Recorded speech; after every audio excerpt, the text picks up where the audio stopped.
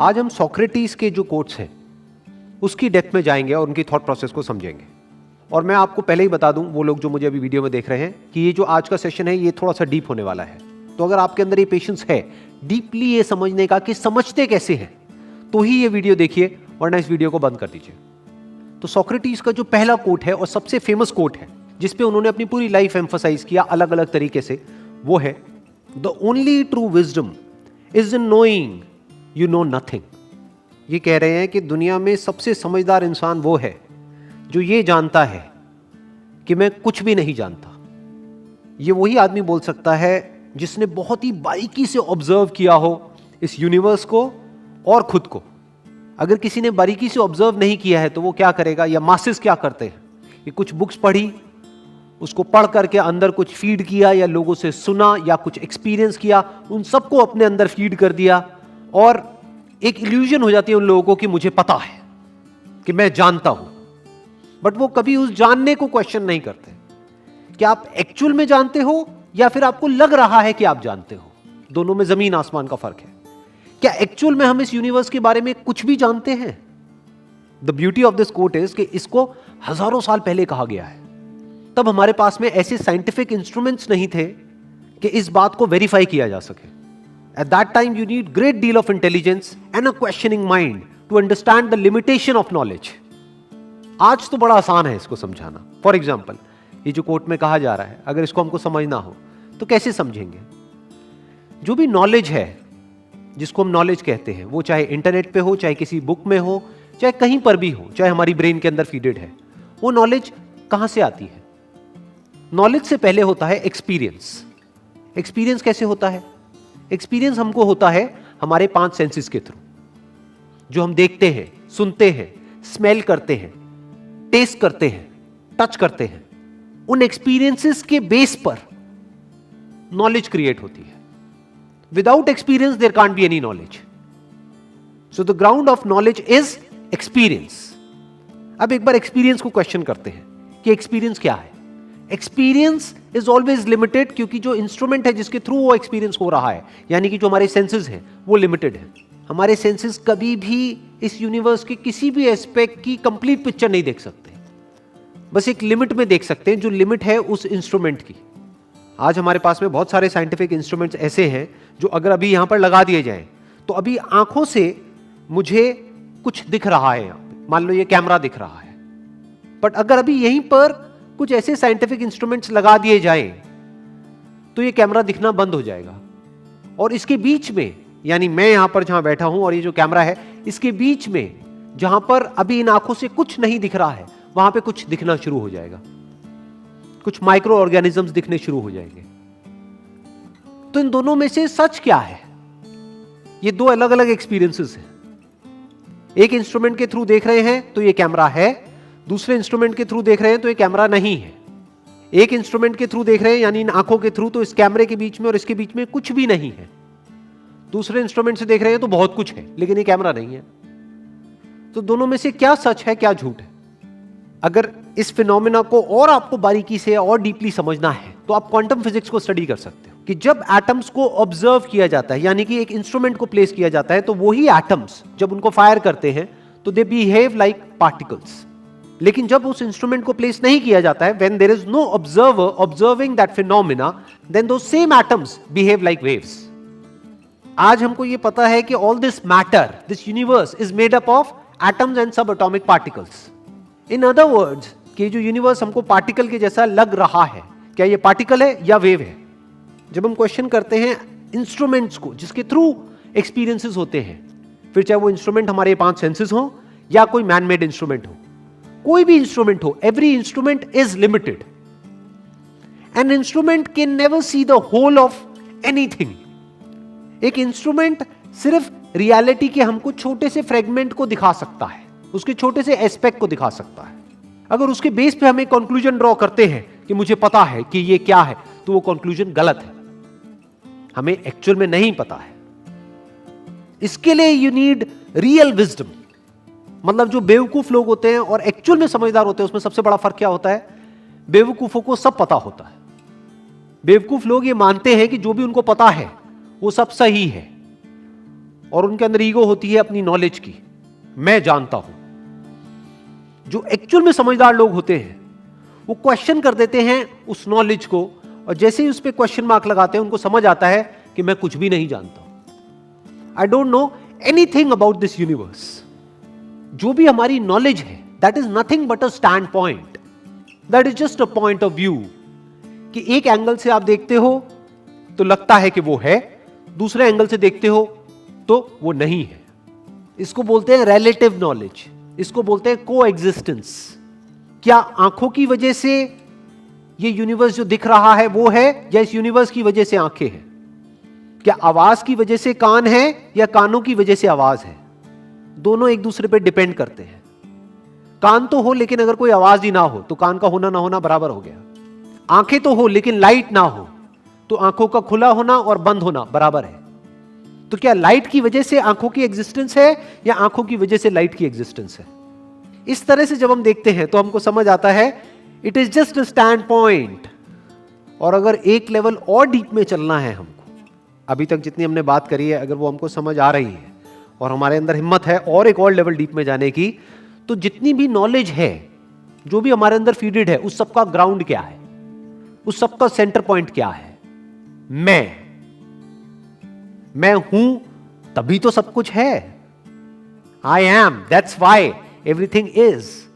इस I am को question करो। Do you know anything about yourself? जब आप शीशे में देख रहे हो और जिसको बोल रहे हो कि ये मैं हूं, तो जो दिख रहा है वो एक्चुअल में क्या है?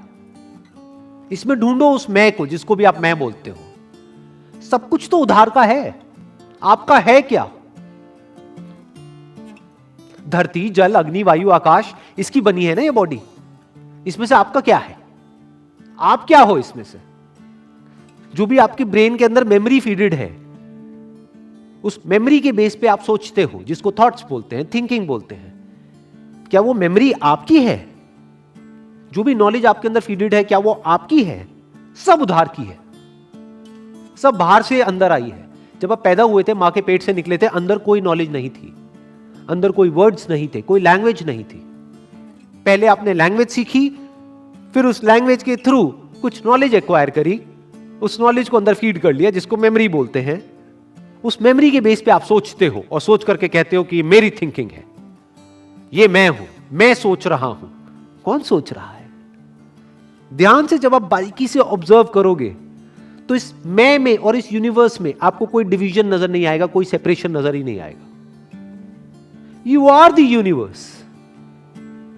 तो क्या आप इस पूरे यूनिवर्स को जान सकते हो? ऐसा कोई इंस्ट्रूमेंट है कि इस यूनिवर्स के हर एस्पेक्ट को जान सके? एवरी इंस्ट्रूमेंट इज लिमिटेड, तो you can never know the whole, you can never experience the whole. पूरे को आप एक्सपीरियंस नहीं कर सकते हो, तो पूरे को आप जान नहीं सकते हो। और आप पूरे हो। आप जिसको जान रहे हो वो अधूरी नॉलेज है, वो इनकम्प्लीट नॉलेज है, वो इनकरेक्ट नॉलेज है। तो आपकी सारी नॉलेज गलत है। उसका जो बेस है, यानी कि आप, मैं ये हूं, वो ही बेस गलत है जब उसको आप क्वेश्चन करते हो। तो जो भी कुछ मैं जानता हूं खुद के बारे में या दूसरों के बारे में या इस यूनिवर्स के बारे में, वो सब गलत है। क्यों? क्योंकि मैं कैसे जानता हूं? तोड़ करके, जबकि सब कुछ जुड़ा हुआ है। सब कुछ एक दूसरे से जुड़ा हुआ है, चाहे हमें दिख रहा है चाहे नहीं दिख रहा है। Everything is interconnected and interdependent. तो जब मैं पूरे को एक्सपीरियंस ही नहीं कर सकता, ऐसा कोई इंस्ट्रूमेंट है ही नहीं, तो पूरे को जान कैसे सकता हूं? और जब पूरे को जान नहीं सकता तो जो भी मैं जानता हूं वो अधूरा है, वो पूरा नहीं है। इनफैक्ट इसी के साथ में एक और इनका कोट जुड़ा हुआ है, वो है I know you won't believe me. मुझे पता है आप मुझ पर विश्वास नहीं करोगे, but the highest form of human excellence is to question oneself and others. जिस तरीके से इन्होंने ये बोला है वो बड़ा इंटरेस्टिंग है। ध्यान से ऑब्जर्व करो, क्या कह रहे हैं? आई नो यू वोंट बिलीव मी। क्यों? ये मजाक उड़ा रहे हैं आपका, मासिस का मजाक उड़ा रहे हैं।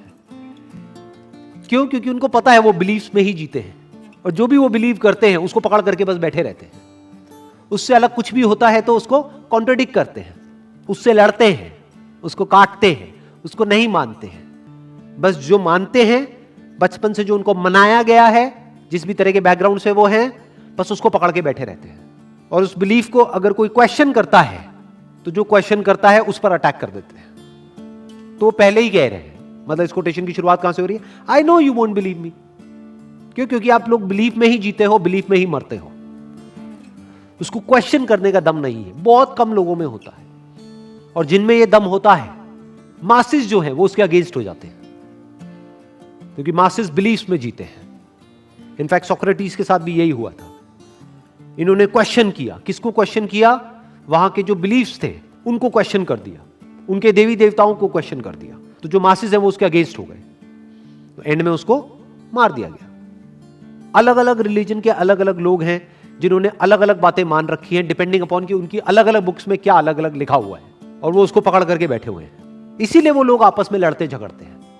क्यों? क्योंकि बुक्स अलग अलग है, तो लिखा हुआ अलग अलग है, तो वहां पे लड़ाई झगड़ा होना ही होना है। मैं कुछ मानता हूं, तू कुछ और मानता है, तो मैं और तू की लड़ाई होनी ही होनी है। सारी लड़ाइयां इसी लेवल पे है। क्वेश्चनिंग के लेवल पे कोई लड़ाई नहीं है। क्वेश्चनिंग दो लोग मिल करके भी कर सकते हैं।